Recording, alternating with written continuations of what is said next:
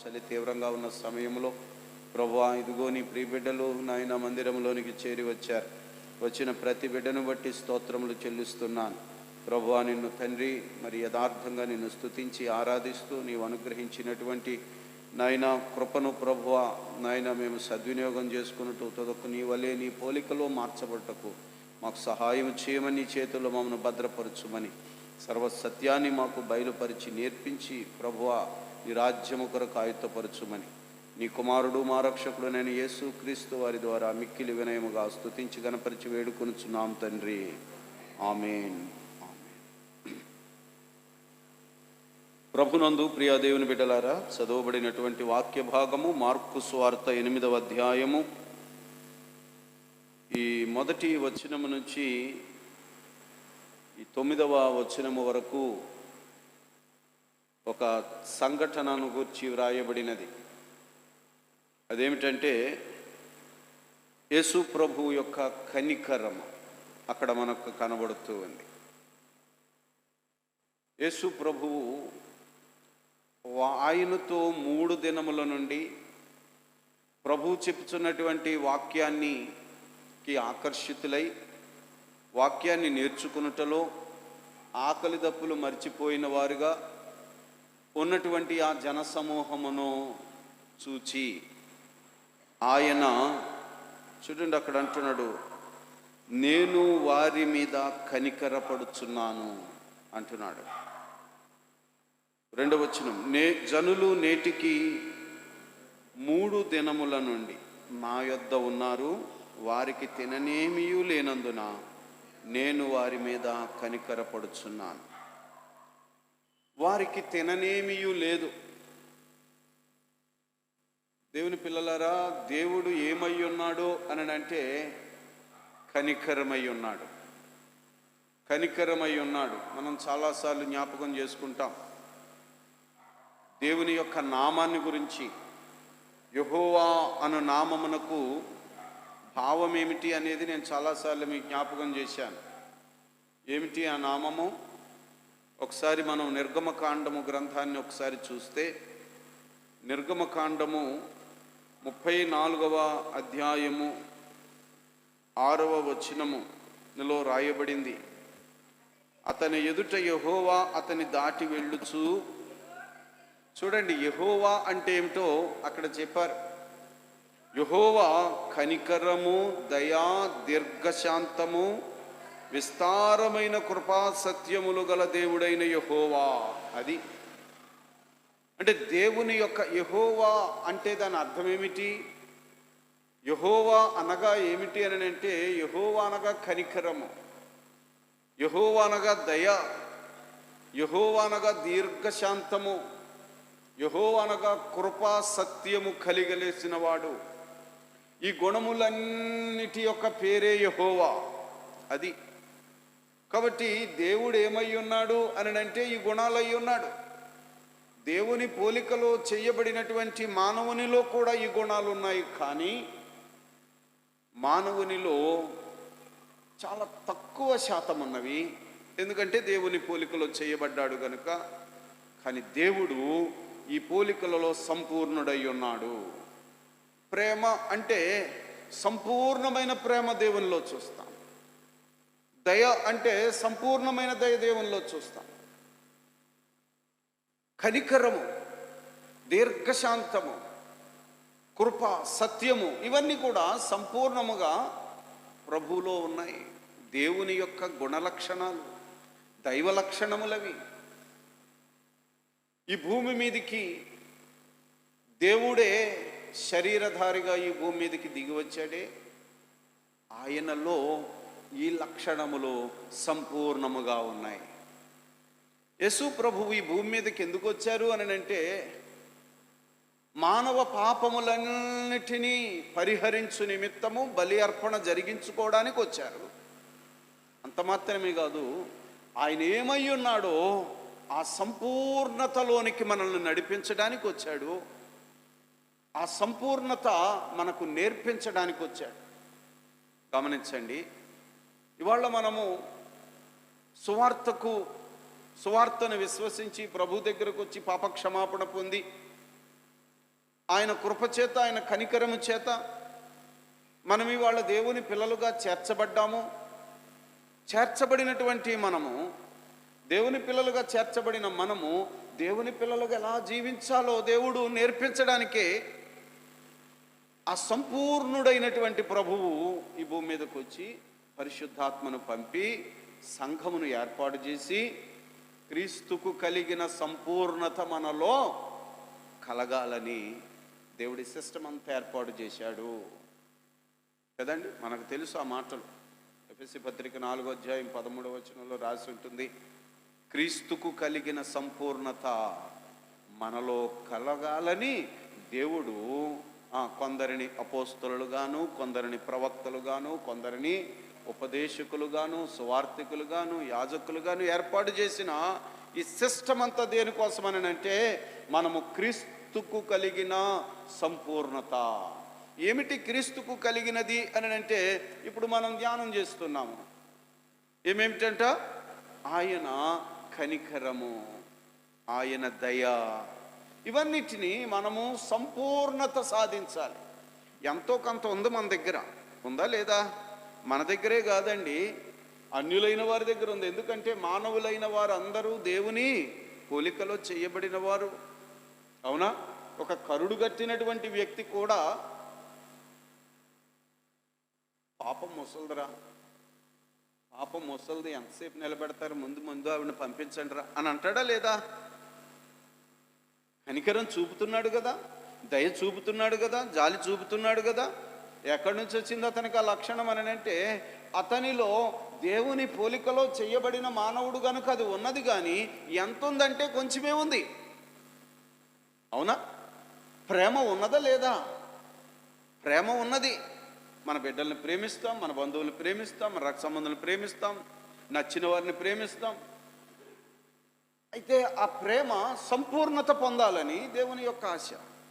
కనుకనే ప్రభువు మన ఎడల తన గుణలక్షణాల్ని చూపుతున్నాడు, ప్రేమను చూపుతున్నాడు. మనం శత్రువులమై ఉండగా ఆయన మన కొరకు తన ప్రాణమును వెల చెల్లించాడు. ప్రేమ చేత ప్రేమను ఆయన బయలుపరిచాడు, వెల్లడిపరిచాడు. అలాగే ఆయన తన జీవిత దినాలలో కనికరమును వెల్లడిపరిచాడు. అర్థమైందా? ఆయన యొక్క లక్షణం అది, దైవ లక్షణం అది. సంపూర్ణముగా కనికరము నాకు నీకు ఉన్న కనికరము కాదు, అది దైవ కనికరం. అంటే అది సంపూర్ణమైన కనికరం. ఆ కనికరాన్ని దేవుడు చూపిస్తున్నాడు. ఈ దినమున మనకు అదే కనికరాన్ని చూపిస్తున్నాడు, మనకు అందుబాటులో ఉన్నాడు. ఇక్కడ చూస్తూ ఉంటే ఈ కనికరము ఎవరికి అందుబాటులో ఉందో మనము ఈ రాత్రి కొన్ని మాటలు నేర్చుకుందాం. యేసు ప్రభువును వెంబడించుచు ఆయన స్వార్థను మరి వినాలని, ఆయన మాటలలో ఉన్నటువంటి జీవపు ధారను స్వీకరిస్తూ మైమరిచినట్టుగా, ఆకలి దప్పులు మరిచిపోయినట్టుగా 3 దినముల నుండి వారు అక్కడ ఉన్నారు. ఇప్పుడు వారిని పంపివేయాలి అని అంటే వారిలో మరి ఇన్ని రోజులను బట్టి అంటే 3 రోజులను బట్టి వారు ఆకలి దప్పులు మరిచిపోయి ఉన్నారు కదా.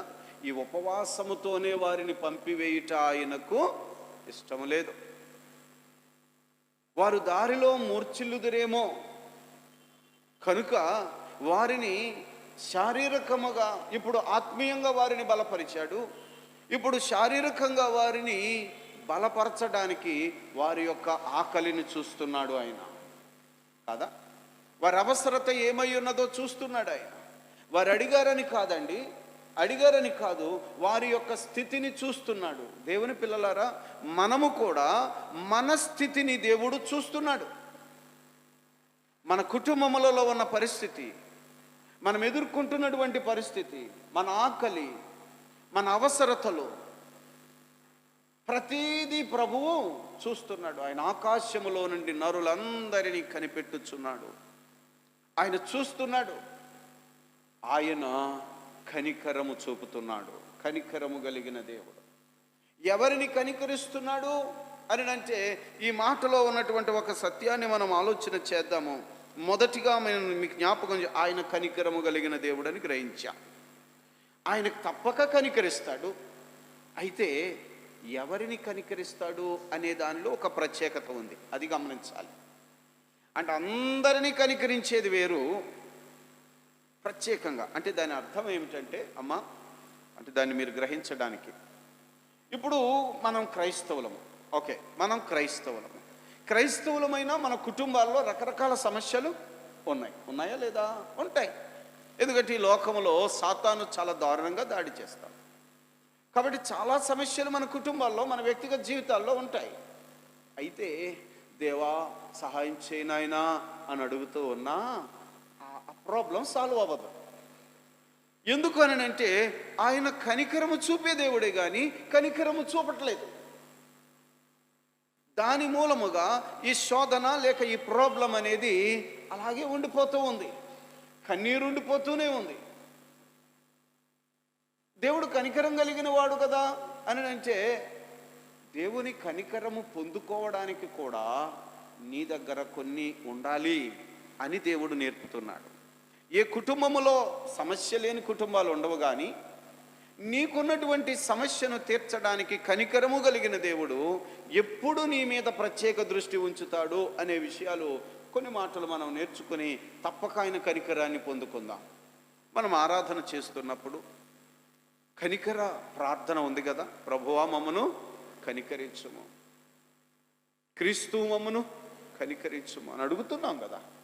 అంటే కనికరించే దేవుడు అయినా మరి కనికరాన్ని నీవు పొందుకోవాలనేది ఏమేం కావాలి అనే విషయంలో ఇక్కడ మనకు ఒక మాట అర్థమవుతుంది. ఏంటంటే మార్కు సువార్త 8వ అధ్యాయము 2వ వచనము నుంచి చూస్తే, జనులు నేటికి 3 దినముల నుండి నా యొద్ద ఉన్నారు. మొదట గమనించాలి, దేవుడు వారు యేసు ప్రభువును ప్రార్థించలేదు, అవునా? ప్రార్థించలేదు. అయ్యా 3 రోజులు ఆకలి దప్పులు మర్చిపోయి నీతోనే ఉండిపోయాము, ఆకలవుతుందయ్యా అని అడగలేదు. కానీ ఆయన కనికరము కలిగిన దేవుడు, నీ స్థితి యావత్తు ఆయనకు తెలుసు. కనుక ఆయన తనకు తానే స్పందించి వారి యొక్క ప్రాబ్లం సాల్వ్ చేస్తున్నాడు, వారికి కావలసినటువంటి అవసరత తీరుస్తున్నాడు. దేనిని బట్టి అని అంటే గమనించండి, ఆయన యొద్ద ఉండుటను బట్టి అనేది మొదట మనం గ్రహించాలి, అవునా? ఆయన యొద్ద ఉన్నారు కనుక వారి మీద ప్రత్యేక దృష్టి ఉన్నది. ఆయనకు దూరంగా ఉన్న వాళ్ళు ఉన్నారు, వాళ్ళ సమస్యల్లాగే ఉన్నాయి. ఆ సమస్యలు తీర్చుకోవడానికి నానా ప్రయాసలు పడి ఫెయిల్ అయిపోతున్నారు.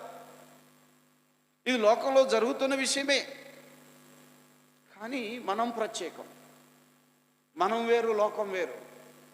మనము దేవుడు కలిగిన వారం అయ్యి ఉండి కూడా వాళ్ళలాగే మనం కన్నీరు గారుస్తూ వాళ్ళలాగే మనం ఉండడానికి కారణం ఏమిటంటే, ఇక్కడ నేర్చుకోవలసిన ఒక విషయము, మనము ఆయన యొద్ద ఉండుట అనేది జరుగుతుందా? ఇది గమనించండి. మనము ఆయన యొద్ద ఉంటున్నామా? జనులు 3 దినముల నుండి నా యొద్దనే ఉన్నారు.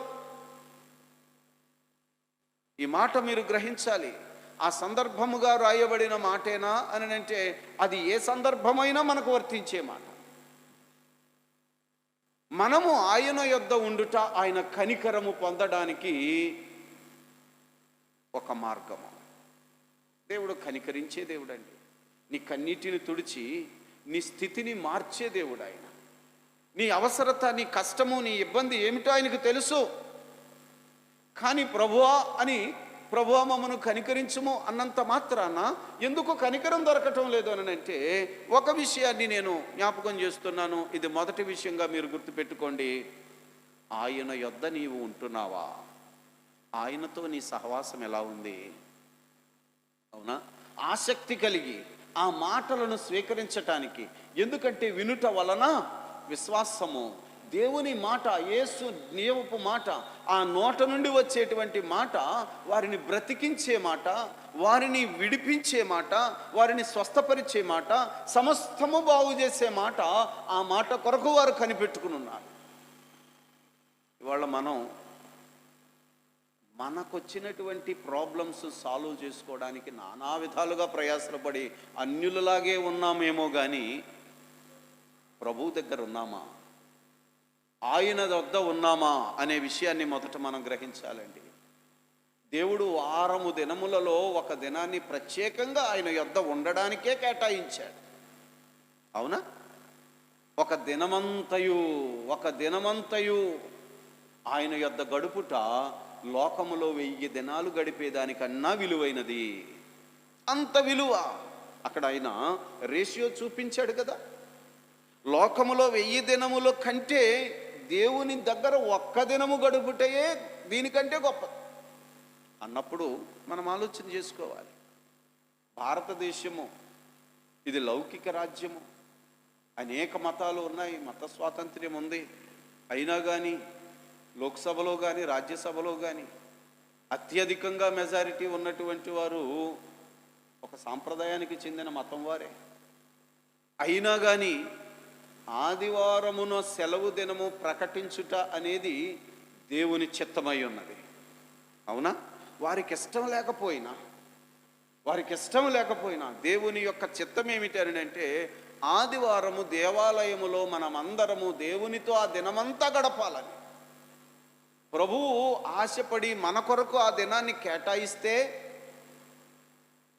అసలు మనము ఆ ఒక్క దినము 2 గంటలు కూర్చోవడానికే 4-5 సార్లు ఇబ్బంది పడుతున్నాం. ఒకసారి ఆలోచన చేయండి, అది కూడా అబ్సెంట్ అవుతున్నాం. అసలు ప్రభువుతో వారు 3 దినములు కంటిన్యూగా ఉన్నారట. దేవుని సన్నిధిలో ఉండడానికి 3 గంటలు గడపడమే కష్టమైపోతున్న పరిస్థితులలో ఎలా కనికరం పొందుతాము? సదాకాలము నేను యెహోవా సన్నిధిలో నేను ఉంటాను అంటున్నాడు దావీదు. చిరకాలము నేను యెహోవా మందిరములో చిరకాలము నివసించడానికి దేవుడు మనకు అవకాశం ఇచ్చాడు. మరి ఇక్కడ 3 గంటలే ఉండడం కష్టమైపోతున్న పరిస్థితులు. నేను కొన్నిసార్లు చూస్తూ ఉంటాను, కొన్ని విషయాల్లో ఏదైనా కూడికి పెట్టారంటాడు, వచ్చిదే 1 గంటకు భోజనాలు అని అంటే 1 గంట వస్తాడు, పాస్టర్ గారు ముగించేయండి అంటాడు. ఏంటి అన్న ఆలోచన చేస్తుంటే ఇతడు పరలోకంలో ఉండడానికి అతడు ఏ ప్రాక్టీస్ చేస్తున్నాడు?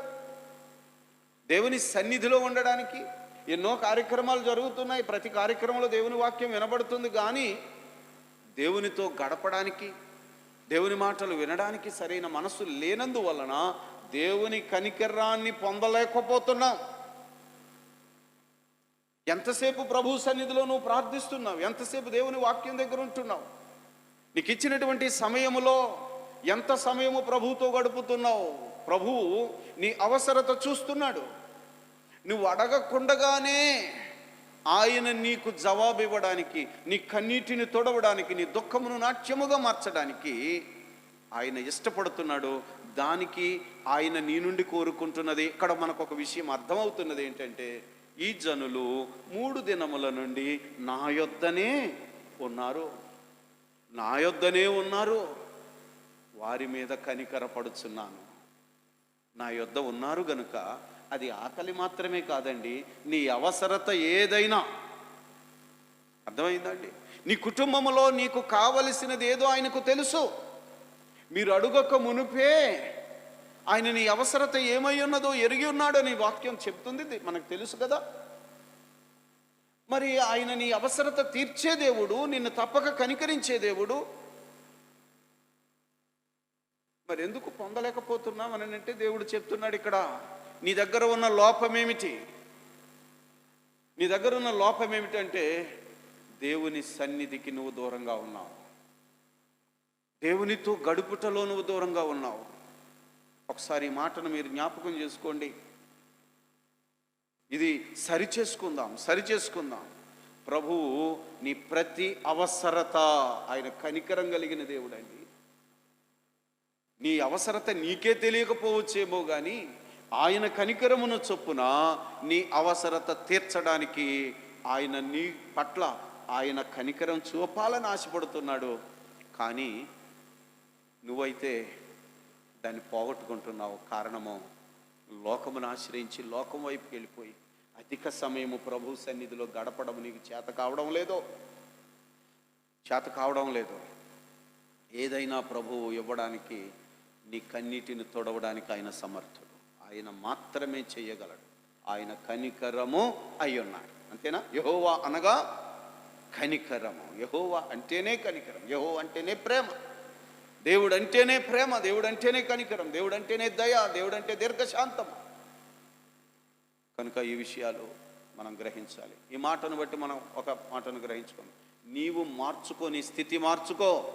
ఎన్నడ్డంకులు వచ్చినా ప్రభు సన్నిధిలో మోకరించుట మానవద్దు.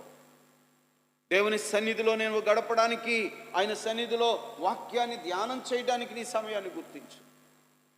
కొన్ని వాక్యాలు రికార్డ్ అవుతూ ఉన్నాయి. నువ్వు దాన్ని మళ్ళీ రిపీట్ చేసుకోవడానికి అవకాశాలు ఉన్నాయి. టెక్నాలజీ ఉంది. దేవుని సన్నిధిలో నువ్వు కూర్చో.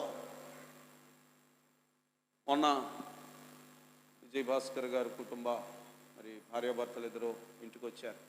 అప్పుడు కొన్ని విషయాలు మాట్లాడుకున్నాం. చాలామందిని ఆయన అడిగారట, యూట్యూబ్లో రికార్డ్ అవుతుంది కదా మీరు చూశారని. అంటే ఇంకా చూడలేదండి అన్న మాటే ఎక్కువ మంది. రికార్డ్ అవుతుంది కానీ చూడలేదు అని అంటానికి అర్థం ఏంటంటే మళ్ళీ దానిని వారు రిపీట్ చేసుకోవడం లేదు. సబ్స్క్రైబ్ చేసుకోవడం వల్ల అది మనకు అందుబాటులోకి వస్తుంది కదా.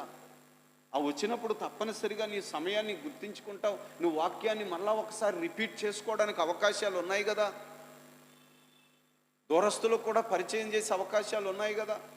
దేవుని సన్నిధిలో గడపడం అనేటువంటి విషయం మీద దృష్టి పెట్టండి. దేవుడు తన కనికరాన్ని మన కుటుంబం మీద, మన వ్యక్తిగత, మన జీవితాలకు అనుగ్రహిస్తాడు. ఎంత కృప చూపాడంటే, ఎంత కనికరం అని అంటే, ఎప్పుడైతే నువ్వు దేవుని సన్నిధిలో ఉన్నావో ఆయన కనికరయుతమైన కార్యం ఎలాగుంటుందని అంటే రూపాయి 10 రూపాయలు అవుతుంది అంతే. అక్కడ ఎన్ని రొట్టెలు ఉన్నాయి, ఎన్ని రొట్టెలు అయ్యాయి అంటే రూపాయి 10 రూపాయలు అవుతుంది అనేది మీకు ఎందుకు అంటున్నానండి, రెట్టింపు చెయ్యగలిగిన కనికరమైనది. అక్కడ ఉన్నటువంటి రొట్టెలన్నీ ఎంతమంది ఆకలి తీర్చడానికి అది ఆయన కనికరము. చేయగలడా లేదా? నీ కుటుంబంలో ఉన్నటువంటి స్థితిని మార్చి ఆశీర్వాదకరముగా 10 రెట్లు చేయగలిగిన దేవుడు. దానికి నువ్వు చేయాల్సింది ఏమిటి అని అంటే ఆయనతో ఉండుట, ఆయనకు సమీపముగా ఉండుట, ఆయనకు దగ్గరగా ఉండట. దాని పేరే ఉపవాసము. ఉపవాసం అంటే నేను గతంలో కూడా చెప్పాను కదా, ముఖ్యమంత్రి, ఉప ముఖ్యమంత్రి అంటే ముఖ్యమంత్రికి దగ్గరగా ఉండేవాడు. ఉపవాసము. వాసం అంటేనే వాసము. ప్రభువుకు అతి సమీపముగా 3 దినములను బట్టి వారు ఎక్కడున్నారట?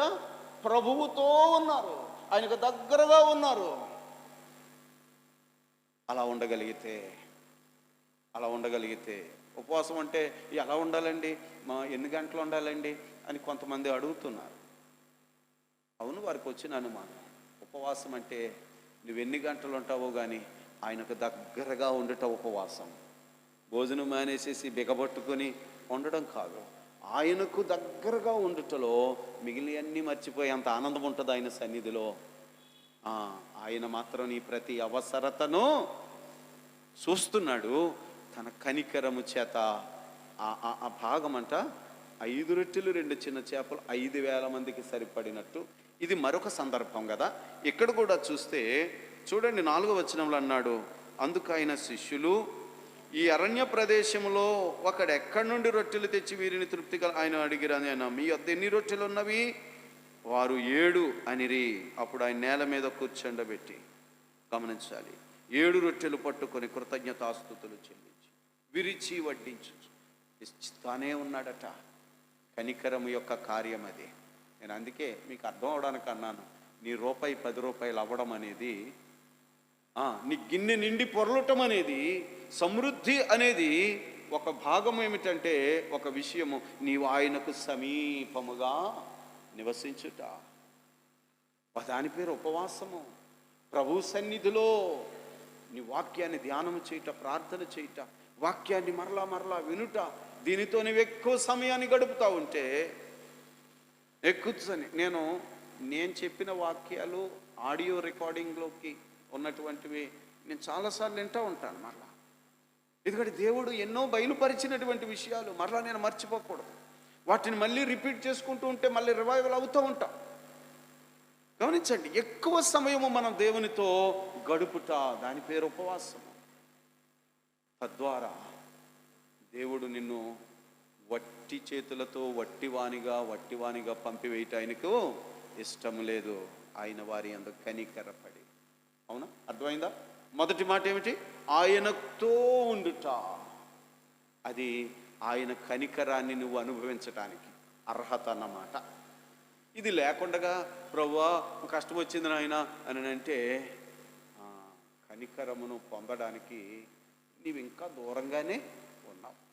మార్చుకుందాం మన స్థితి, మన కుటుంబాలు, మన వ్యక్తిగత జీవితాలు అద్భుతంగా మార్చగలిగిన కనికరమైనది. మనం కన్నీటితో, దుఃఖంతో, వేదంతో ఏదో ప్రజల వల్ల మనకేదో ఒణుగురుగురుతుందని చెప్పి మనం మోసపోవద్దు. ప్రభు సన్నిధిలో మోకరించి ఆయనతో ఎక్కువ సమయం గడుపుదాం. మొదటి మాట. రెండవ మాటగా ఒక మాటను మీకు జ్ఞాపకం చేస్తాను. రాజులు మొదటి గ్రంథము 8వ అధ్యాయము. రాజులు మొదటి గ్రంథము 8వ అధ్యాయము. సొలొమోను ప్రార్థన చేస్తున్నాడు దేవుని బలిపీఠము వద్ద. అక్కడ ప్రార్థన చేస్తూ ఉన్నప్పుడు పరిశుద్ధాత్మ దేవుడు మన నిమిత్తము సొలొమోను ద్వారా పలికించిన మాటలవి. 23వ వచనాన్ని ఆలోచన చేస్తే ప్రార్థన చేస్తున్నాడు. యెహోవా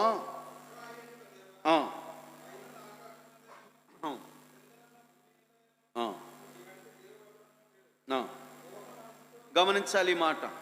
పూర్ణ మనస్సుతో నీ దృష్టికి అనుకూలముగా నడుచు నీ దాసుల విషయమై నీవు నిబంధనను నెరవేర్చుచు కనికరము చూపుచూ ఉండువాడవో. ఓకే, దేవుడు చేసిన నిబంధన, ఒక నిబంధన, ఆయన నిబంధనను జ్ఞాపకం చేసుకుంటున్నాడు. ఆయన నిబంధన జ్ఞాపకం చేసుకుంటున్నాడు. ఆ నిబంధన ప్రకారంగానే కనికరము చూపుతాడట. రెండవ మాట గమనించాలి.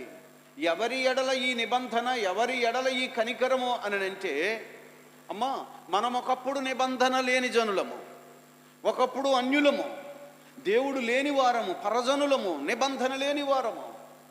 యేసుక్రీస్తు రక్తము చేత మనము ప్రభువుకు సమీపస్తులమయ్యాము, ఒక నిబంధనలోనికి వచ్చాం కదా. మనం అన్యులము కాదు, నిబంధనలోనికి వచ్చాం. ఇప్పుడు ఆ నిబంధనను జ్ఞాపకం చేసుకుంటూ కనికరం చూపుతున్నాడట. ఏమిటా నిబంధన అంటే, నువ్వు ఒకసారి వచ్చావు, రక్షణ పొందేశావు, ప్రభు బలలో పాల్పంచుకుని ఇష్టానుసారంగా తిరుగుతున్నావు అంటే నీవు నిబంధనలో లేవు. అర్థమైందంటమ్మా? నిబంధన ఎవరి విషయంలో నిబంధన అని అంటే అక్కడ చెప్పాడు, పూర్ణ మనస్సుతో నీ దృష్టికి అనుకూలముగా నడుచుట. రెండవ మాట ఒకటేమిటి అంటే ఆయనతో సమీపముగా ఉండుట. రెండవ విషయం ఏంటంటే పూర్ణ మనస్సుతో. ఆయన చూచుచున్న దేవుడు కదా, ఆయన మనకు మార్గము నేర్పుతున్న దేవుడు కదా, మనం అనుసరించవలసిన విధానాలు నేర్పుతున్న దేవుడు కదా. పూర్ణ మనస్సుతో ఆయన నేర్పిన ప్రకారముగా అడుగులు వేయుట అనే వారి మీద ఆయన కనికరం ఉంది. అర్థమైందో లేదో జాగ్రత్తగా గమనించాలి. ధర్మశాస్త్రము కలిగి ఉన్న వారము మనం. గత ఆదివారం పాఠంలో మనం ఒక వాక్యాన్ని చదివాం. బాప్తిస్మం ఇచ్చి యోహాను ఆయన యొర్దాను నదిలో బాప్తిస్మం ఇస్తుంటే బాప్తిస్మం పొందవచ్చినటువంటి వారు వచ్చారా లేదా? చాలామంది బాప్తిస్మం పొందవచ్చారు. కొందరైతే తమ పాపములను ఒప్పుకొని బాప్తిస్మం పొందుతున్నారు, కొందరు అక్కడికి బాప్తిస్మం పొందడానికి వచ్చారు. ఆ బాప్తిస్మం పొందడానికి వచ్చిన వాళ్ళని ఈయన ఏమన్నాడు తెలుసా? సర్ప సంతానమా అన్నాడు. వాళ్ళు బాప్తిస్మం పొందుతున్నారు కదా, వాళ్ళు ఇదివరకు కంటే పోనీ ఇప్పుడు వచ్చి బాప్తిస్మం పొందుతున్నారు. బాప్తిస్మం పొందినను వారి పేరేమిటట? అరే అదేంటి దాని పరిస్థితి అంటే, దైవ స్వభావము వారిలో ఏర్పాటు చేసుకోవాలన్న బాప్తిస్మం కాదది. మానవ ఆచార ప్రకారమైన బాప్తిస్మం. ఎంతమంది తీసుకోవట్లేదు అలాగా? సంఘముల్లో చాలామంది బాప్తిస్మం పొందినోళ్లే కదా. మరి దైవ సంతానమా, సర్ప సంతానమా? చాలామంది సర్ప సంతానంలాగే ఉన్నారు. అందున అక్కడ బాప్తిస్మం పొందవచ్చిన ఎవరిని చూసి అన్నాడు తెలుసా మాటలు? బాప్తిస్మము పొందుటానికి వచ్చిన సద్దూకయ్యులు పరిసయ్యులు అన్నవారిని చూచి. అది ఎంత కఠినమైన మాట అండి. నాకులాంటి మనకులాంటి వాళ్ళు కాదాళ్ళు. సద్దూకయ్యులు పరిసయ్యులు అంటే ధర్మశాస్త్రం మీద బాగా పట్టున్నవారు కదా, వాక్యం బాగా ఎరిగిన వారు. కానీ మారు మనస్సు లేదంట. మారు మనస్సు పొందండి అయ్యా అన్నాడు వాళ్ళని. మారు మనస్సు పొందండి. బైబిల్ తోటే ఉన్నావు, బైబిల్ పట్టుకుని ఉన్నావు, బైబిల్ బైబిల్ అంటున్నావు, కానీ మనస్సులో మార్పు లేనప్పుడు నువ్వు సర్ప సంతానమే కదా. కష్టం వచ్చింది కాబట్టి ప్రభువా దేవా సహాయం చేయమని అంటే ప్రభువా ప్రభు అని పిలిచేవాడు కాదు, పరలోకానికి వచ్చేవాడు. మారు మనస్సు పొంది ప్రభువు చిత్తమేమిటో గ్రహించి ప్రభువు చిత్తానుసారముగా నడుచుట, ఆయన దృష్టికి అనుకూలముగా నడుచుట ఆయన మనకు నేర్పుతున్నాడండి. మనం మతంలో ఉన్నామేమో. సద్దూకయ్యులు పరిసయ్యులు మత సంబంధంగా పెద్ద అధికారులు వాళ్ళు, కానీ వారి దగ్గర ఏమీ లేదు కనుక మారు మనసు పొందండి అని చెప్తున్నాడు. మారు మనసు లేదు కదండి. దేవుని పిల్లలుగా వారు బ్రతకటం లేదు. దేవుని యాజకులుగాను దేవుని యొక్క వాక్యాన్ని ప్రచురించేవారుగా ఉన్నారు, కానీ వారి ప్రవర్తన విషయంలో వాళ్ళ సర్పపు పిల్లల్లాగే సాతాను పిల్లల్లాగే ఉన్నారన్నమాట. అందుకని అక్కడ అన్నాడన్నమాట, దేవుడు మనల్ని కోరుకుంటున్నాడు. ఈ లోకములో జీవించుచున్న కాలములో నీ మీదకు తప్పనిసరిగా శ్రమలు వస్తాయి.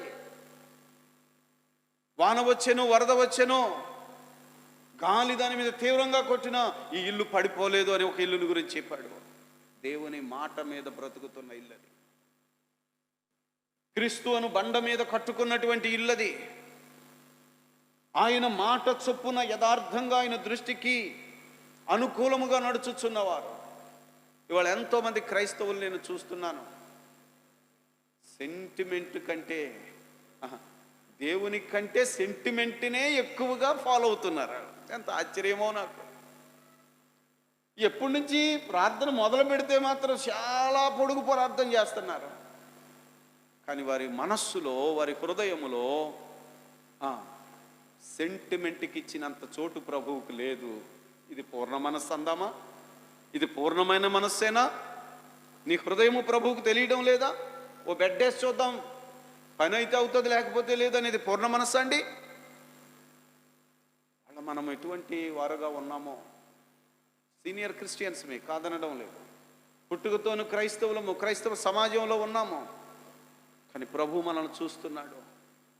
అందుకే నీ కుటుంబంలో కన్నీరుకి కారణం ఏమిటంటే నీవు నా యొద్ద గడుపుటలో నిర్లక్ష్యముగా ఉన్నావు. నా యొద్ద గడిపినా కానీ గడిపినట్టుగా ఉన్నావు, కానీ మారు మనసు లేదు కదా. సర్ప సంతానంగానే ఉన్నావు. అన్ని ఆచారాలు మామూలే, బాప్తిసం మామూలే, ప్రభు బలలో మామూలే, కొడుకులు మామూలే, ఇవన్నీ మామూలుగా జరుగుతున్నాయి, కానీ మారు మనస్సు లేదు. అందుకే బాప్తిజం పొందవచ్చిన వారిని చూసి సర్ప సంతానమా, రాబోవు ఉగ్రత నుండి తప్పించుకోవడానికి మీకు బుద్ధి లేదా? ఏమనుకుంటున్నావు నువ్వు? రేపు రాబోదు, ఒక ఉగ్రత రాబోతుందని నీకు తెలియడం లేదా అని హెచ్చరించాడు. వాళ్ళ దేవుడు మనల్ని హెచ్చరిస్తున్నాడు కనుక గమనించండి. పూర్ణ మనస్సు అన్నాడు. ఇది చూడండి ఆ మాట ఒకసారి. పూర్ణ మనస్సు అంటే నీ మనస్సులో దేవుని యందు నమ్మిక తప్ప ఇక దేని మీదనూ నమ్మిక కాదు. అమ్మ మీరు ఒక మాట గమనించండి, దేవుడు మనల్ని లోకములో నుండి పిలిచాడు, అవునా కదా? సంఘము వేరు సమాజం వేరు అని గతంలో నేను మీకు నేర్పించాను. సమాజములో పుట్టాము, సంఘములోకి తిరిగి పుట్టాము, తిరిగి జన్మించాము. అప్పుడు నా పేరు పరలోకమందు జీవగ్రంథంలో రాయబడింది. తిరిగి జన్మించాం. ఎక్కడి నుంచి? సమాజంలో నుండి. సమాజంలో నేను ఉన్నప్పుడు కొన్ని నేర్చుకున్నాను. సమాజం నాకు కొన్ని నేర్పింది. లోకము పెద్దలు వాళ్ళ అనుభవాల పూర్వకంగా కొన్ని నేర్చుకున్నారు. వారు ఎన్నో ఇబ్బందులను ఎదుర్కొన్నటువంటి వారి అనుభవాలు పిల్లలకు నేర్పించారు. అందుకనే పెద్దలు ఎలా చెప్పారు అని అంటాం. పెద్దలు చెప్పిన మాట సమాజం చెప్పిన మాట, దేవుడు చెప్పిన మాట చెప్పాలా? సమాజం నేర్పించింది. తూర్పేపు కూర్చోవాలని దేవుడు చెప్పాడా? సమాజం చెప్పిందా? పెద్దలు చెప్పారు. పెద్దలు చెప్పినటువంటి వాటినే సెంటిమెంట్ అంటున్నాను నేను. అర్థమైందా? పెద్దలు చెప్పారు, ఎందుకంటే నువ్వు ఇంతకుముందు ఆ సమాజంలో ఉన్నావు. అప్పుడు దేవుడు ఏం చెప్పాడో నీకు తెలియదు. పెద్దలు చెప్పిన దాన్ని నేర్చుకున్నావు. పెద్దలు చెప్పిన దాన్నే లోకం నేర్చుకుంటుంది, దాని ప్రకారంగా వెళ్తుంది. ఎవరు చెప్పారా నీకు ఇలాగంటే? పెద్దలు చెప్పారు, అలాగ నడవనివ్వండి. అది పెద్దలు ఏర్పాటు చేశారు, పెద్దలు చెప్పారు. మరి దేవుడు చెప్పింది అంటే నీ మనస్సులో పెద్దలు చెప్పిన మాటకిచ్చే విలువ, ప్రభు మాటకు విలువ లేదు అన్నప్పుడు ఎలాగో నువ్వు కన్నీరు ఆగుతుంది. అర్థమైందా అండి? ఎలాగో నువ్వు దేవుని కనికరాన్ని పొందుకుంటావు. కాబట్టి సత్యాన్ని దయచేసి ఆలోచన చేయండి. దేవుడు నిబంధన చేశాడు మనతో, ఆ నిబంధనను జ్ఞాపకం చేసుకుంటున్నాడు. ఎవరి విషయంలో నిబంధనది? అన్యుల విషయంలోనా, చేర్చబడిన వారి విషయంలోనా? ఒకప్పుడు నిబంధన లేని నన్ను నిన్ను ఆయన నిబంధనలకు చేర్చుకున్నాడు. కనుక ఇక్కడ పరిశుద్ధాత్మ దేవుడి మాట వ్రాయించాడు. పూర్ణ మనస్సుతో నీ దృష్టికి అనుకూలముగా నడుచు నీ దాసుల విషయమై నీవు నిబంధనను నెరవేర్చుచు కనికరము చూపుచూ ఉండువాడు. ఆయన కనికరము కలిగిన దేవుడు. నీ ఎడల కనికరము చూపడానికి ఆటంకం ఏమిటో దేవుడు నీకు జ్ఞాపకం చేస్తున్నాడు కదా. ఆటంకం ఏమిటో దేవుడు జ్ఞాపకం చేస్తున్నాడు. అమ్మా, ప్రతి విషయములో ఆయన కనికరం చూపుతాడు. ఏదియు మనకు లోటు ఉంచడు. ఆయన సన్నిధిలో ఆయన కుటుంబ సభ్యులైన వారు పెండ్లి ఇంటి వారండి, అవునా కదా? పెండ్లి ఇంటి వారు, పెండ్లి ఇంటిలో ఎంత ఆనందం ఉంటుందో, పెండ్లి కుమారుడు తమతో ఉండగా పెండ్లి ఇంటి వారు సంతోషించున్నట్లుగా మనం ఆయన ఇంటి వారము, సంతోషంతో ఉండవలసిన వారము.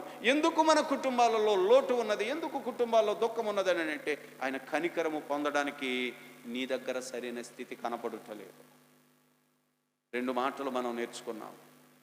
పూర్ణ మనస్సుతో ఆయన దృష్టికి అనుకూలముగా నడుచుట. 3వ మాటను కూడా మనం ఒకసారి నేర్చుకుందాం. లూకాసువార్త మొదటి అధ్యాయములో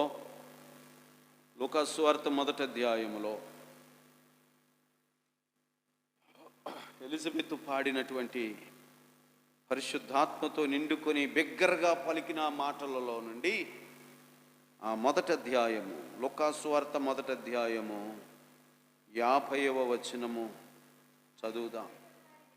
ఆయనకు భయపడు వారి మీద ఆయన కనికరము తరతరములు ఉండును. చక్కని మాట. ఆలోచన చేయండి. 3వ విషయం, లూకాసువార్త మొదటి అధ్యాయం 50వ వచనంలో రాయబడిన మాట, పరిశుద్ధాత్మతో నింపబడిన ఎలిజబెత్ పలుకుతున్నటువంటి మాట ఇది మన కొరకు. ఆయన కనికరము చూపడానికి మరొక అర్హత ఏమిటి అని అంటే చెప్పండి. ఆయనకు, సమాజానికి భయపడుతున్నామా లేదా? సమాజము చూస్తుందా? గోడవతల ఏం జరుగుతుందో సమాజానికి తెలియదు, కానీ అన్ని విషయాలను చూసే దేవుడు, నీ అంతరంగాల్ని కూడా చూస్తున్న దేవుడు, నీ ఆలోచనను చూస్తున్న దేవుడు అని నీవు భయపడడం లేదు, లెక్క చేయడం లేదు. ఎవరు చూడొచ్చారు? అవునా? అది చిన్నదైనా పెద్దదైనా, ఆ మనిషి వెళ్ళిపోతే అది దొంగిలించడానికి, తను వెళ్ళిపోతే అది తెచ్చేసుకుందాము అన్నప్పుడు ఎవరూ చూడటం లేదు, కానీ నీకు భయం లేదు. భయము లేని కారణమును బట్టి దేవుడు ఉన్నాడు, ఆయన న్యాయాధిపతి, ఆయన చూచుచున్నవాడు, ఆయన తీర్పు తీర్చేవాడని భయము లేకుండా నువ్వు బ్రతుకుతూ భక్తి అంటున్నావే, దీనికి కారణమే కన్నీరు. దీనికి కారణమే దేవుని కనికరము పొందకపోవటం. ఒకసారి గమనించాలి. చూచుచున్న దేవుడని లెక్క అప్పగించవలసిన వాడిని, ఆయనకు మరుగైనదేదీ లేదు అని గ్రహించి ఆయన సన్నిధిలో తీర్పు తీర్చే దేవుడు, ఆయన సన్నిధిలో నేను తీర్పులో నిలబడుట ఎంత భయంకరము, జీవము గల దేవుని చేతిలో పడుట భయంకరము అని రాసింది. అని భయపడదాం. భయపడిన వ్యక్తుల మీదకు ఆయన కనికరం ఉన్నదట. అవునా? భయం లేకుండా రేపు దేవుడు వస్తున్నాడు.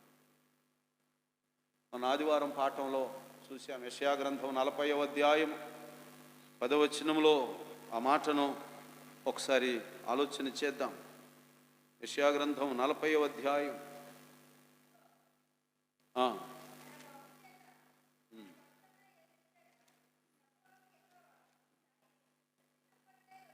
ఒకసారి ఆగుదాం. ఇదిగో ప్రభువగు యెహోవా తానే శక్తి సంపన్నుడై వచ్చును, ఆయన ఇచ్చు బహుమానము ఆయన యొద్ద ఉన్నది, ఆయన చేయు ప్రతీకారము ఆయనకు ముందుగా. ఏమేం పట్టుకొస్తున్నాడు రేపు ఆయన? చెప్పండి, ఏమేం పట్టుకొస్తున్నాడు? బహుమానమే పట్టుకొస్తున్నాడు, ఇంకేమైనా ఉందా? అన్నీ సాగిపోతున్నాయి, ఎవడు చూడటం లేదు, పర్వాలేదు, సమాజంలో మంచి పేరు ప్రతిష్టలు ఉన్నాయి, ఇవన్నీ ఎవడికి కావాలి? జాగ్రత్తగా గమనించాలి. ఆయన వచ్చుచున్నాడు.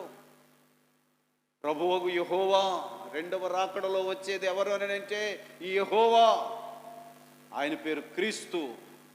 క్రీస్తుగా రాబోతున్నాడు, అభిషేకం పొందినవాడుగా రాబోతున్నాడు. నీతిగల న్యాయాధిపతి, ఆయన సింహాసనాసీనుడై ఉండి తీర్పు తీర్చడానికి వస్తున్నాడు. బహుమానము బహుమానము, అవునా?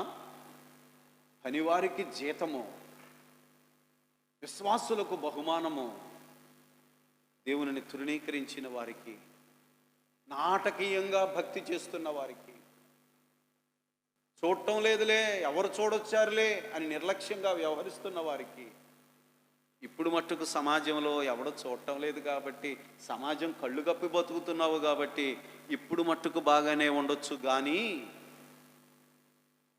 దాని బాగానే ఉండొచ్చు కూడా కాదు. అందులో దుఃఖము, కన్నీరు, వేదన, కనికరమే లేదు కదా. కనికరము దొరకడం లేదు. ఈ లోకములో కనికరము లేదు. లోకస్తుల దగ్గర ఉన్న కనికరము చాలా చిన్నది. నీ కన్నీటిని తొడవలసిన కనికరం వాళ్ళ దగ్గర లేదు. సమస్తము బాగు చేయగలిగిన కనికరము దేవుని దగ్గర ఉన్నది. ఆయన నిన్ను కనికరించడానికి ఆయన నుంచి కోరుకుంటున్నది ఇదే. ఆయనకు భయపడుతున్నావా?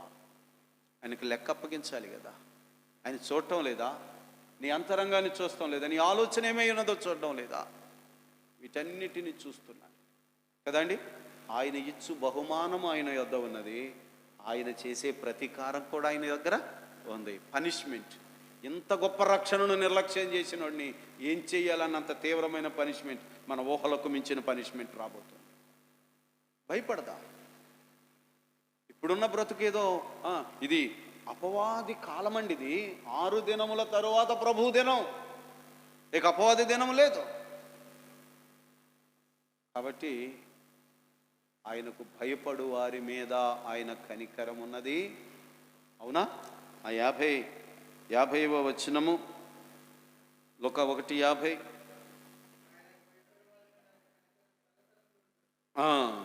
అలాగే 54, 55 చూడండి. అబ్రహామునకును అతని సంతానమునకును యుగాంతము వరకు తన కనికరము చోప జ్ఞాపకము చేసుకుందును అని మన పితరులతో ఆయన సెలవిచ్చాడు. అదే నిబంధన. ఆయన నిబంధన చేశాడు. అబ్రహాము సంతానముతో ఆయన నిబంధన చేశాడు. ఏటా నిబంధన? నా పిల్లలైన వారికి అబ్రహాము విశ్వాసము కలిగిన విశ్వాసముగా నన్ను మాత్రమే వెంబడిస్తూ నాకు భయపడుతూ నా దృష్టికి అనుకూలముగా నడుచుచున్న వారి మీద కనికరమును చూపుదునని కదండి. తన కనికరము చోప జ్ఞాపకము చేసుకుందునని. ఈ మాటలు గుర్తుపెట్టుకోండి. 3వ మాట అమ్మా, మొదటిదేంటి? ఈ మీరు మర్చిపోకూడదు, కావాలంటే ఇందులో రిపీట్ చేసి చూడండి. మొదటిది ఏమిటి? ఆయనతో ఉన్నవారు. దేవుని కనికరం వారి మీద ఉంటుంది. ఆయన దృష్టికి అనుకూలముగా నడుచుచున్నవారు, వారి మీద ఆయన కనికరం ఉంటుంది. అంటే మనస్సు నిండా ప్రభువునే ఆనుకొని. 3వదిగా ఆయనకు భయపడువారు కదండి. ఆయనకు భయపడు వారి మీద ఆయన కనికరం ఉంటుంది. 4వదిగా సామెతల గ్రంథము 28వ అధ్యాయం, మనందరికి తెలిసిన మాటలు. సామెతల గ్రంథము 28వ అధ్యాయములో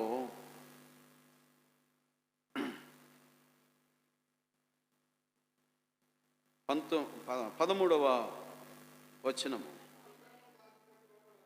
28:13 అతిక్రమములను దాచిపెట్టువాడు వర్ధిల్లడు, వాటిని ఒప్పుకొని విడిచిపెట్టువాడు.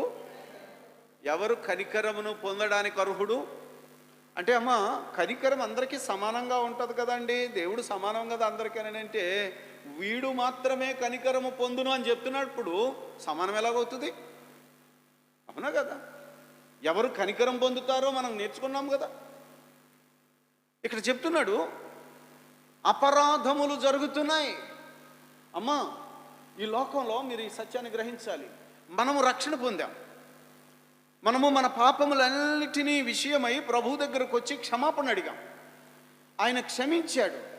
మన పాపములన్నిటినీ ఆయనకెన్నడూ జ్ఞాపకము చేసుకోనన్నాడు. ఇప్పుడు పరిశుద్ధ జీవితాన్ని నేర్పుతున్నాడు కదా, నేర్పుతున్నాడు. నేర్చుకొనుట అనే విషయంలో మరి ఇప్పుడిప్పుడే అడుగులు వేస్తున్నాము కాబట్టి, ఈ లోక ఆచారములో నుండి, లోక వ్యవస్థలో నుండి ఇప్పుడిప్పుడే వచ్చాము కాబట్టి, ఒకేసారి మనము పాపములన్నిటి మీద ఒకేసారి విజయం పొందలేము. అర్థమైందా మాట? దేవుడు మనల్ని నేర్పించుచున్నది ఏమిటి అని అంటే, సంపూర్ణ పురుషులం అవ్వడానికి. అలాగే ఈ దీన శరీరమును మహిమగల శరీరమునకు సమరూపము గల దానిగా మార్చడానికి, అంటే క్రీస్తుకు కలిగిన సమరూపము నీలో నాలో రూపించడానికి ప్రభువు మనకి మార్గాన్ని ఇచ్చి, మనకు ఆయుష్కాలం ఇచ్చి నేర్పుతున్నాడు. రక్షణ పొందిన వెంటనే పాపాలన్నిటిని జయించగలమా అంటే లేదు. అడుగులు వేస్తున్నాం. 1వ తరగతి, 2వ తరగతి, 3వ తరగతి పెరుగుతూ వెళుతుంది. నువ్వు అభివృద్ధి పొందుతున్నావు, ఆధ్యాత్మికంగా నీలో మార్పు కలుగుతుంది అని అంటే, నీవు గతంలో ఉన్న విషయాలన్నిటినీ జయించగలుగుతున్నావు అని అర్థం. అంతే కదా అండి? అలాగే జీవిస్తూ ఉంటే నీలో మార్పు ఎక్కడ కనపడటం లేదు. మారుతున్నాము అని అంటే ఏమిటని అంటే, గతములో ఉన్నటువంటి వాటిని నీవు జయించి, ఇది పాపము అని గ్రహించి దాన్ని విడిచిపెట్టి, పాపమును గ్రహించి ఒప్పుకొని విడిచిపెట్టి ఈ విడిచిపెట్టుట ఎప్పుడైతే నీ జీవితంలో జరుగుతుందో కనికరమునకు నువ్వు అర్హుడు అయ్యావు. అది ప్రభువు నేర్పిన. అర్థమైంది కదండి? పాపములు మనలో దొల్లుతున్నాయా లేదా? ఇది పాపమని ప్రభువు చెప్తున్నాడా లేదా? ప్రభు చెప్తున్నటువంటి పాపాన్ని సర్లే మరి తప్పదు కదా అని చెప్పి ఒకవేళ దాచేసుకుంటున్నావా? దాచుకోవటం వల్ల పాపము నిన్ను పట్టుకుంటుంది, పాపము నిన్ను తరుగుతుంది, అతిక్రమములు నిన్ను తరుగుతున్నాయి, పట్టుకుంటున్నాయి. దాని ఫలితాలు నువ్వు అనుభవించాలి, తప్పదు. అదెందుకు? దేవుని కనికరమును పొందడానికి ప్రభు అంటున్నాడు, వాటిని ఒప్పుకొని విడిచిపెట్టు. ఒప్పేసుకున్నావు కానీ విడిచిపెట్టట్లేదు, మళ్ళీ దాన్ని కంటిన్యూ అవుతూ ఉంటే దేవుని కనికరము దొరకడం లేదు. అర్థమైందా లేదు? కాబట్టి ఇది 4వ మాట కదండి. మొదటిదేంటి? అవన్నీ మీరు రిపీట్ అవ్వడానికి. మొదటిదేంటి? ఆయనతో ఉండుట. 2వదేంటి? పూర్ణ మనస్సుతో ఆయనకు అనుకూలముగా నడుచుట. ఏమండి? మూడవదేంటి? ఆయనకు భయపడు వారి మీద ఆయన కనికరం. 4వదేంటి?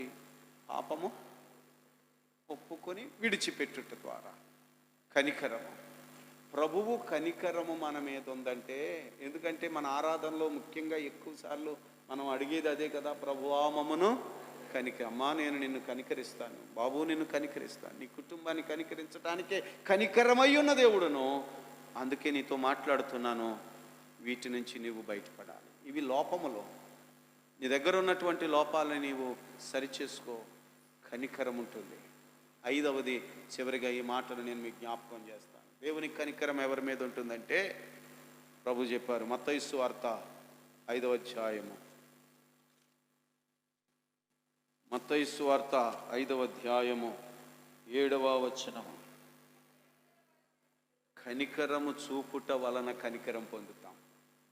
ఇప్పుడు ప్రభు మనకు ప్రాక్టీస్ ఇచ్చాడు ఆయన, అవునా? ఇవన్నీ నేర్పించి నీవు కనికరం పొందడానికి ఇది కావాలి అని చెబుతూ ఆయన పోలిక కూడా నువ్వు చూపించాలి కదా. ఇప్పుడు దేవుడు ఏమై ఉన్నాడు? కనికరమైనది. ఇప్పుడు మరి ఆయన నువ్వు నేర్చుకుంటున్నావు కదా, మరి ఇప్పుడు నువ్వేమై ఉండాలి? బిగబట్టేవాళ్ళగా ఉండాలా? ఏ విషయంలోనైనా దైవ లక్షణమును నీవు కలిగి ఉండాలి. దైవ స్వభావమును దేవుడు నీలో చూపించాలని నీ కనికర స్థాయి పర్సంటేజ్ పెరగాలన్నమాట. కనికరము చూపుట అర్థమైంది కదండి. కనికరము చూపించేవాడే అని చెప్పాడు ఇక్కడ. ఏడవచ్చు, కనికరము కలిగి ఉన్నవాడు నిజంగా ధన్యుడండి. ఎందుకంటే అతనికి ఈ లోకంలో ఏం దొరుకుతుంది? దేవుని కనికరం దొరుకుతుంది. దేవుని కనికరం దొరుకుతుంది. ఆయన మన ప్రతి అవసరత చూస్తున్నాడు. మనకు కావలసినవి ఆయనకి తెలుసు. ఆయన ఇచ్చే దేవుడై ఉన్నాడు. దీన్ని పొందుకోవడానికి నీ దగ్గర ఉండవలసిన లక్షణములు ఇవి లేకుండా ప్రభువా నన్ను కనికరించండి, ప్రభువా ఈ కష్టాల్లో ఉన్నాను, ఈ సమస్యలతో ఉన్నాను, ఈ ప్రభువా నన్ను కనికరించండి అని అంటే ప్రభువు చెప్తున్నాడు, మరి నీకు చెప్పాను కదా, వాక్యాన్ని చదువుతున్నావు కదా, వాక్యాన్ని బోధించబడుతుంది కదా, మరి నీ దగ్గర ఇవి ఉన్నాయా? నేను చెప్పినటువంటి 5 లక్షణాలు నీలో ఉన్నాయి. అయితే నువ్వు ధన్యుడివి. నువ్వేది అడిగినా ఏది అడిగినా ప్రభు కనికరం కలిగినోడండి అవునా కదా. గమనించాలి, అసలు ఆ కనికర స్వభావం నీ దగ్గర ఉండాలి. గుడ్డివారు, 2 గుడ్డివారిని గురించి రాస్తుంది. ఒకసారి ఆ మాట కూడా చూద్దాం. మత్తయి సువార్తలోనికి ఒకసారి వద్దాం.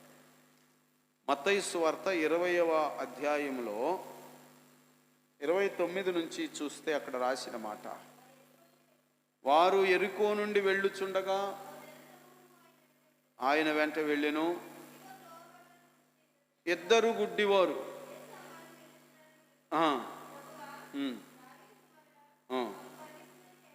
ఏం కావాలి వాళ్ళకి? అమ్మ మీరు ఒకసారి ఆలోచన చేయండి. చిన్న మాట చెప్తున్నాను మీకు. వాళ్ళిద్దరు గుడ్డివారు, వాళ్ళు అడుక్కునేవాళ్ళు, భిక్షకులే కదా. ఏం కావాలి వాళ్ళకి చెప్పండి? ఏం కావాలి వాళ్ళకి? భిక్షకులు ఏం అడుగుతారు? భిక్షం అడుగుతారు. ఏమన్నా పైసలు, రూపాయలు, ఏదో చిల్లరి, ఏదో ఇట్ట అయ్యింది బాబు. అమ్మ ఒక్కసారి ఊహించండి, బహుజన సమూహములు వెళ్తున్నాయంట. భిక్షగాళ్ళకి జనం కావాలా, లేకపోతే జనం లేని చోట్ల అడుక్కుంటారా? ఎంత జనమా? ఏంటో శబ్దం ఏంటి? అబ్బో చాలా మంది. అబ్బా ఇదే మంచి అవకాశం, అవునా కదా. జనం ఎక్కువ ఉన్నారు కాబట్టి ఏం అడగాలి వాళ్ళు?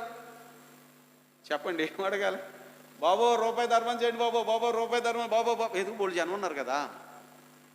అంటే సాతాను సాధారణంగా మనుషుల్ని శోధించేది ఏంటంటే అసలు దాన్ని పక్కన పెట్టి దీనికోసం అడుక్కునేలా చేస్తారు. నేను మామూలుగా లోక ప్రకారంగా చెప్తున్నాను. వీళ్ళ ధన్యులు ఎందుకు అయ్యారని అంటే, వీళ్ళ కనికరమునకు ఎందుకు పొందారని అంటే, డబ్బు దొరుకుతుంది అని అంటే, డబ్బు బాగా దొరికేటువంటి మంచి సమయం. ఎందుకంటే బహుజన సమూహం వెళ్తున్నారు కాబట్టి ఇప్పుడు అడుక్కుంటే ఇదివరకు 10 రూపాయలు ఇప్పుడు 100 రూపాయలు వస్తుంది, ఇదే మంచి అవకాశం అని బాబో రూపాయి ధర్మం చేయండి బాబు అని అడిగే సమయమే. కానీ అది అడగలేదు వాళ్ళు. ఏమడిగారండి? ఏదైనా చెయ్యగలిగిన ఆయన వెళ్తున్నాడో కరుణించు ప్రభు అని అడిగారు నా. ఇప్పుడు ప్రభువు కరుణ, లోకపు డబ్బు 2 కనపడుతున్నాయి. ఈ రెండింటిలో జ్ఞానము కలిగి ఉన్నారు కాబట్టి ఇవ్వగలిగినటువంటి ఆయన్ని అడిగారు, డబ్బులు అడగలేదు ఆయన్ని. మంచి అవకాశం కదా. కొంతమంది నేను చూస్తూ ఉంటాను,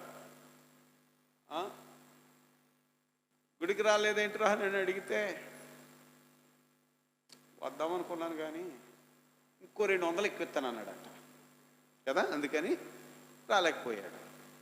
మామూలుగా ఇచ్చే దాని మీద ఇంకో 200 ఇస్తానని అన్నాడు కాబట్టి వీడు అడుక్కునే వాళ్ళ లిస్టులో ఉన్నాడా లేదా?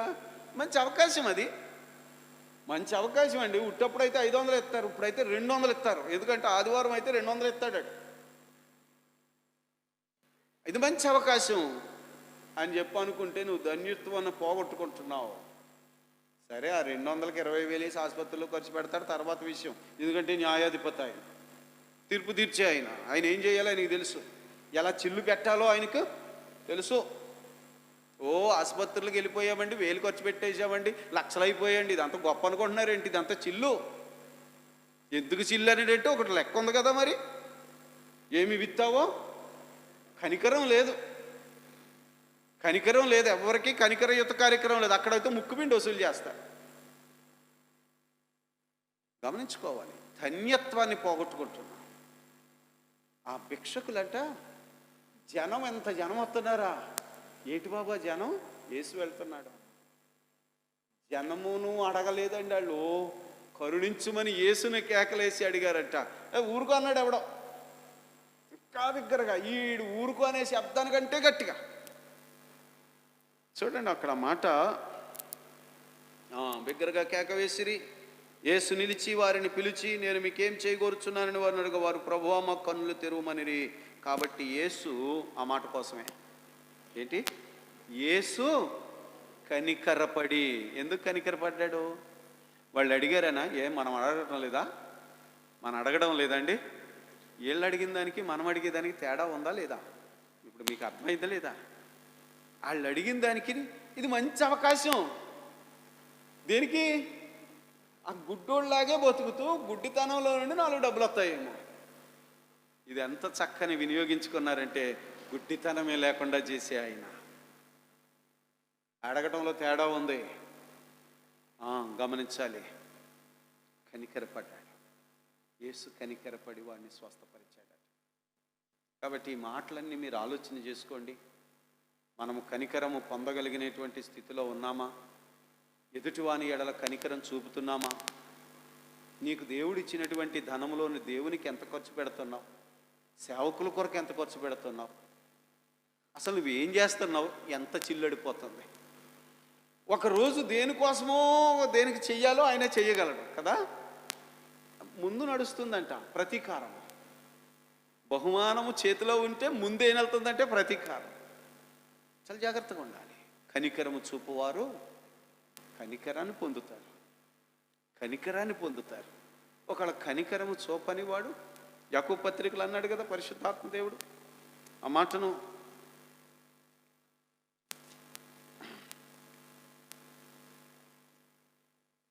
యాకోబు పత్రిక 2వ అధ్యాయము 13వ వచనంలో రాసిన మాట, కనికరము చూపనివాడు. అసలు ఆ తీర్పు ఎలాగ ఉంటుందంటే, ఇక అక్కడ కనికరము ఉండదు. కనికరము లేని తీర్పు పొందును. అర్థమైందా? తీర్పులోనికి వస్తాడు.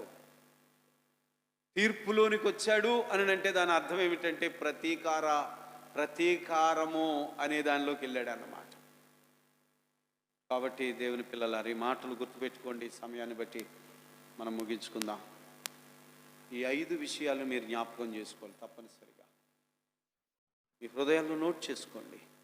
సరి చేసుకుందాం. దేవుడు మన కన్నీటిని తుడిచే దేవుడు, మన లోటును భర్తీ చేసే దేవుడు, ఆయన కనికరము చూపే దేవుడు. ఆ కనికరాన్ని పొందేటువంటి ఆ భాగ్యానికి దూరంగా వెళ్ళిపోతావేంటి? ఎంతమంది అవసరతలలో ఉండి ప్రార్థన చేయండి పాస్టర్ గారు, ప్రార్థన చేయండి. ఎంతమంది ఉన్నారు దేవుని సన్నిధిలో? ఎంతమంది బయట ఉన్నారు? ఎంత చలైనా కానీ ఆ బయట ఉండడానికి ఇష్టపడుతున్నారు, కానీ కనికరం పొందాలన్న ఆశే లేదా? ఒకసారి ఆలోచన చేయండి. ప్రతి విషయాన్ని కూడా ఈ 5 విషయాలు తప్పనిసరిగా మీరు సరిచేసుకోండి. ప్రభు చిత్తాన్ని జరిగించుకుందాం. దేవుని యొక్క మహాకనికరాన్ని మనం పొందుకొని మన కుటుంబాలలో శాంతి, సమాధానము, సమృద్ధి, రక్షణానందముతో అనేక మందికి ఆశీర్వాదకరమైన బిడ్డలుగా మనం ఉండుటకు పరిశుద్ధాత్మ దేవుడు మనకు తోడై ఉండి సహాయం చేయనుగాక. ఆమేన్. ప్రార్థన చేసుకుందాం.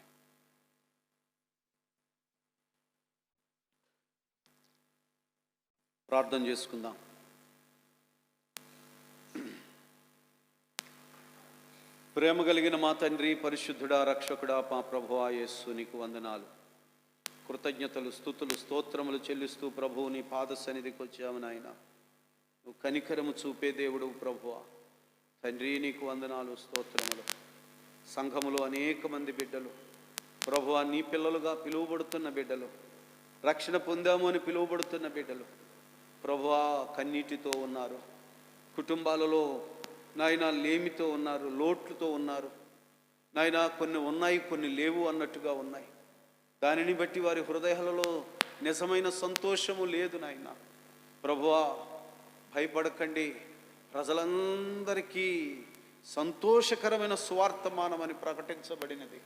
అయ్యా ఆ బహుమానము వచ్చారు ప్రభువా. నాయన మా అందరి శిక్షను మీరు భరించారు నాయన. పరిశుద్ధాత్మను వరముగా ఇచ్చారు. మా జీవితాల్లో సంతోషాన్ని ప్రభువా నింపడానికి మీరు కృప చూపారు, కానీ పొందుకోగలిగిన స్థితి మా దగ్గర లేదు. మమ్మల్ని క్షమించిన ఆయన ప్రభువా. ఉన్నటువంటి అడ్డంకులు ఏమిటో మాకు ఈ రాత్రి నేర్పించావు తండ్రి, నీకు వందనాలు ప్రభువా. మాతో మాట్లాడిన తండ్రి నీకు వందనాలు. ప్రతి కుటుంబాన్ని నువ్వు చూస్తున్నావు.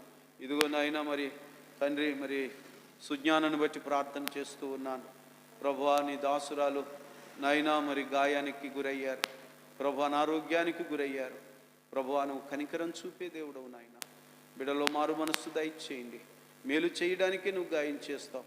నీ కృతజ్ఞతా స్తోత్రాలు చెల్లిస్తున్నాను ప్రభువా. వైద్యులను నమ్మినంతగా నేను నమ్మలేకపోతున్నాం ప్రభువా. నాయన వైద్యులు అవసరమే, మందు ఇచ్చినది నీవు. అయితే మా హృదయము నిండా నీవు ఉండాలి. నీ యందు విశ్వాసమే మమ్మను బాగు చేస్తుంది ప్రభువా. సహాయం చేయండి. బిడ్డను నా తండ్రి విశ్వాసంలో నిలువబెట్టండి, స్వస్థపరచుమని ప్రార్థన చేస్తున్నాను దేవానికి వందనాలు. ఇంకా కుటుంబాలు ప్రభువా, ప్రతి కుటుంబాన్ని నువ్వు చూస్తున్నావు. వారు ఏ ఏ లోటుతో ఉన్నారో, ఎక్కడ ప్రభువా వారు నాయనా మరి కన్నీరుకి చెందినటువంటి పరిస్థితుల్లో ఉన్నారు నువ్వు చూస్తున్నావు తండ్రి. నాయనా నా తండ్రి కృప చూపండి. పాపములను ఒప్పింపచేయి నాయనా. వారి దోషములు వారి జ్ఞాపకం చేయి నాయనా. సరి చేసుకోవడానికి కృప చూపు నాయన. అవకాశం ఏంటి నాయన. సమస్తము బాగు చేయి దేవుడు. నీకు స్తోత్రములు చెల్లిస్తున్నాను. వీళ్ళందరిని బట్టి నిన్ను స్తుతిస్తున్నాను. ప్రార్థన అంగీకరించండి, సహాయం చేయండి ప్రభువా. చేరివచ్చిన బిడ్డల ప్రయత్న తండ్రి నీ కృపను కుమ్మరించండి. యేసు నీకు స్తోత్రములు. యేసయ్య నీకు వందనాలు నాయన. మా సంఘమును దీవించి ఆశీర్వదించండి. నిజమైన రక్షణ ఆనందముతో ప్రభువా నీ రాజ్యము కొరకు ఆయుత్తపరచబడు బిడ్డలుగా నాయనా ప్రతి బిడ్డను నాయన మరపరచండి. సంపూర్ణ మారు మనస్సు దయచేయండి. వేషధారణ తొలగించండి నాయన. యథార్థత దయచేయి నాయన. నీ దృష్టికి అనుకూలముగా నాయన చూచుచున్న దేవుడు అని నీకు భయపడి నాయన నీ సన్నిధిలో నిందారహితులుగా జీవించడానికి సహాయం చేయండి. నీ పరిశుద్ధ హస్తాలకు అప్పగించుకుంటున్నా.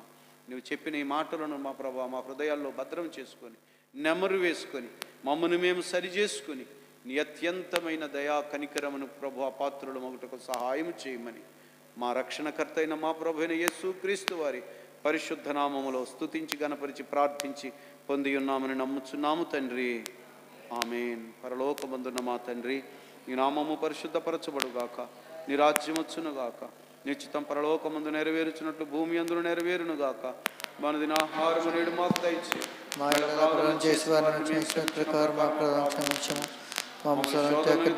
తప్పించము.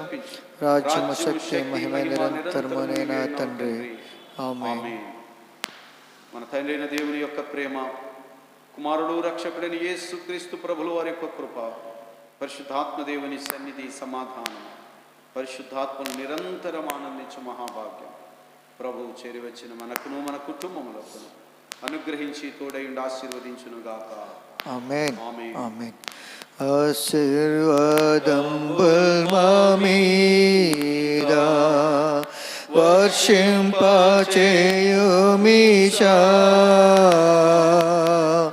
ఆశతో నమ్మియున్నాము నీ సత్యవాగ్దానము. ఈ మహిమీరా కృమ్మరించుము దేవా, క్రమ్నారా ప్రేమ వర్షంబు కృమ్మరించుము దేవా.